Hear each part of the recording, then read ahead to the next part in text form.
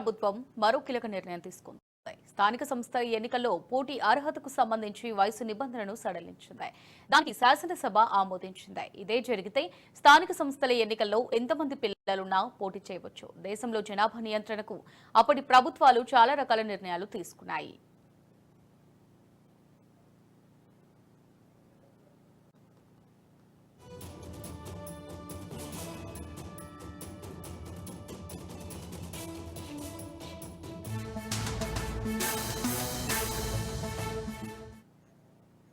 ఒకరు ముద్దు ఇద్దరు హద్దు ముగ్గురు వద్దు అనే నినాదాన్ని ప్రజల్లోకి బలంగా పంపించగలరు.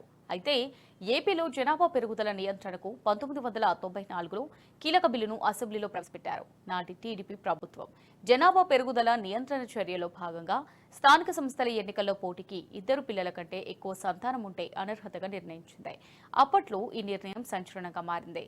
స్థానిక సంస్థల ఎన్నికల్లో పోటీ చేయడానికి చాలా మంది అర్హత కోల్పోయారు.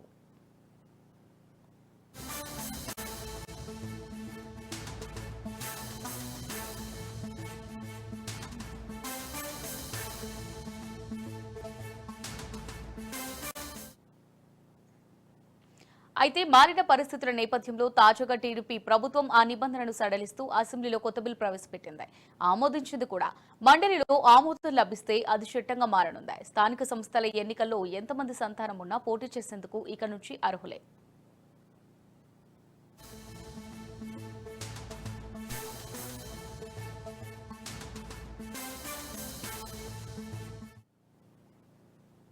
రాష్ట్రంలో సంతానాభివృద్ధి కోసమే ఈ కీలక నిర్ణయం తీసుకున్నట్టు తెలుస్తోంది. రాష్ట్రంలో నడి వయస్కులతో పాటు వృద్ధ జనాభా పెరుగుతోంది. దీనికి సంతానోత్పత్తి లేకపోవడమే ప్రధాన కారణంగా తెలుస్తోంది.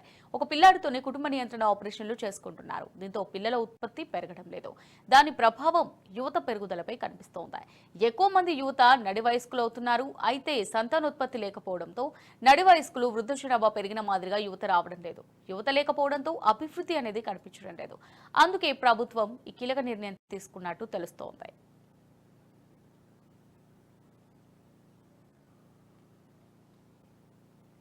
గతంలో జనాభా నియంత్రణ కోసం అనేక సంస్కరణలు తీసుకొచ్చారు.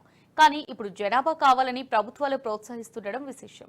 అయితే గతంలో ఎన్టీఆర్ నేతృత్వంలోని తెలుగుదేశం పార్టీ స్థానిక సంస్థల ఎన్నికల్లో పోటీకి సంతాన అర్హతను తెచ్చింది.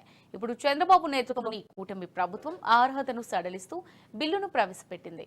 అయితే మండలిలో వైసీపీకి బలం ఉన్న నేపథ్యంలో ఈ బిల్లు ఎంతవరకు ముందుకెళ్తుందో చూడాలి.